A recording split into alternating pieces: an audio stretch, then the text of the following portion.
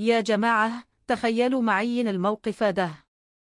في نص الليل، طقة قوية على الباب، تفتح تلاقي خالة أمك واقفة قديمك مرتبكة، عيونها فيها لمعة غريبة. وش اللي ممكن يصير بعد كذا؟ اسمعوا القصة الحقيقية دي كاملة، وصدقوني ما فيها كذب. أنا سلمان، كنت نائم نوم عميق، فزيت على صوت طرق قوي على باب الشقة. قمت مفزوع، فركت عيوني، فتحت الباب، لقيت خالة حياة، صديقة أمي من زمان، واقفة قدامي. شكلها متوترة جدا، عيونها مليانة قلق. قالت بصوت يربف: يا سلمان، من الصبح وأنا أطرق وأتصل على أمك وما حد يرد، خوفتوني عليكم، وش صاير؟ قلت لها: يا خاله، أمي راحت تزور جدي وجدتي في الدير، ما ترجع إلا بكرة. فجأة تغيرت نظراتها، صارت فيها لمعة غريبة، ابتسمت ابتسامة خفيفة وقالت: يعني أنت لحيلك في البيت الحين؟ اللحظة دي كانت ساكتة بشكل مخيف، البيت هادي، ما فيه أي صوت. دخلت حياة الصالة، تتلفت يمين ويسار، كأنها تتأكد إن محد موجود. لحقتها، قلت لها: تفضلي يا خالة، ارتيحي، أجيب لك قهوة أو موياه. لكنها ما ردت، مشت مباشرة لغرفة أمي، وقفت عند الباب، التفتت علي وقالت بنبرة خلت قلبي ينزل في بطني: يا سلمان، ليها واقف بعيد، قرب شوى، أبيك بسائل فه. قربت وأنا متردد، فجأة سكرت باب الغرفة علينا، وقربت مني أكثر وقالت: شش فيك متوتر، تراني حسبتك ولدي، ولا نسيت.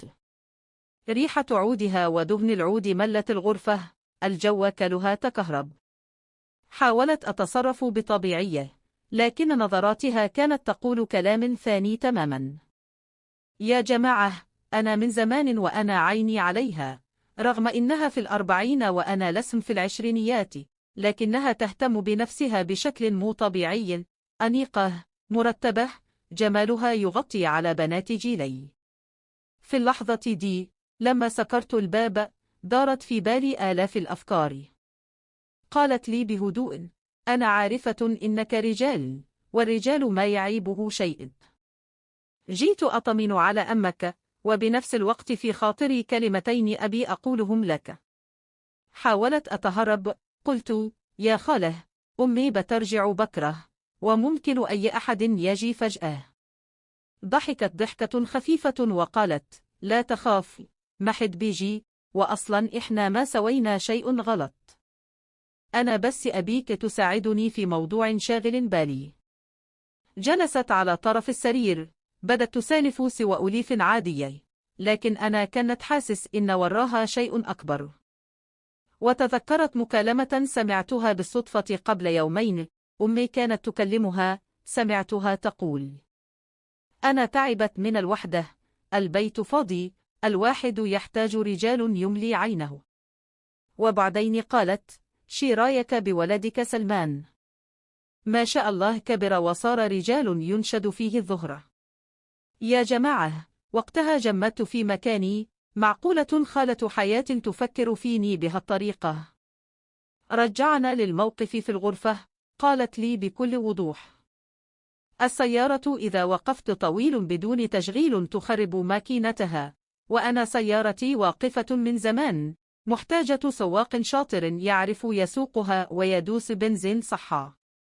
فهمت المغزى على طول، كانت تلمح إنها محتاجة اهتمام وحيوية. ضحكت وقالت: العليمي يتعلم، وأنا مستعدة أعلمك أصول القيادة من الألف للياء. بدت تقرب أكثر، وتقول: المهم السواق قلبه قوي وما يخاف من الطريق الوعر. ثاني يوم الصبح بدري، راحت المزرعة بتائعتها في طرف الدير، قالت لي: تعال ساعدني في تلقيح النخل. طبعا كانت حجة واضحة، تبي مكان بعيد عن عيون الناس. وصل، لقيتها منتظرة، لبس شغل لكن مرتب. دخلنا بين النخل، المكان ساتر، ما حولنا أحد.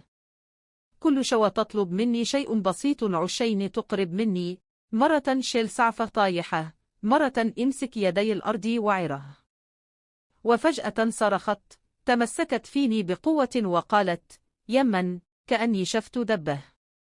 وألصقت جسمها فيني وهي ترجف. طبعا عرفت إنها حيلة، طمنتها، وما تركت يدي. نظرت في عيوني بعمق وقالت: من زمان ما حسيت بالأمان ده، وجود رجل جنبي يخليني أحس إني أنثى محتاجة حماية. قلت لها: وأنا موجود لأي شيء تطلبينه يا حياة. ناديتها باسمها أول مرة: عشين، أريها إني فاهم اللعبة.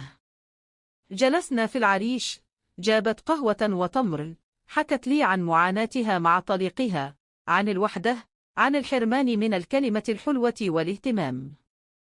قالت: المرأة مثل الوردة، لازم تسقيها عشين تفتح وتزين.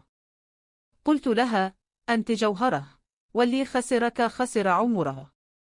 ابتسمت وقالت: والحين هل لقيت اللي يقدر الجوهرة؟ قلت: لقيتيها، وأنا مستعد أكون لك السند والسواق الخاص لكل مشاوير قلبك. من يومها صارت علاقتنا سر تام، زياراتي لها شبه يومية، بحجج مختلفة، أصلح لمبة، أشيل مشتريات، أشيك على السيارة. أمي كانت فرحانة وتقول: فيك الخير يا ولدي، ما قصرت مع خالتك حياة.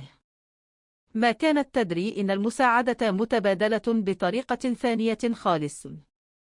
حياة علمتني إن العمر مجرد رقم، وإن الأنثى كل ما كبرت زادت حلاوتها ونضجها. صارت تهتم بكل تفصيل فيه، وأنا صرت ما أستغني عنها. نفسيتها تغيرت 180 درجة، صارت تضحك، تتمكج، رجعت لها روح الشباب، والكل في الحارة يقول: ما شاء الله، حياة صغرت 20 سنة. وللحين أنا السواق الخاص والمفضل عند حياة، مفتاح بيتها في جيبي، وأسرارنا مدفونة في قلوبنا، ما يعلمها إلا رب العالمين. يا جماعة، إذا القصة هزتكم أو استفدتوا منها، اضغطوا لأيك، واشتركوا في القناة عشين توصلكم كل القصص الحقيقية الجديدة.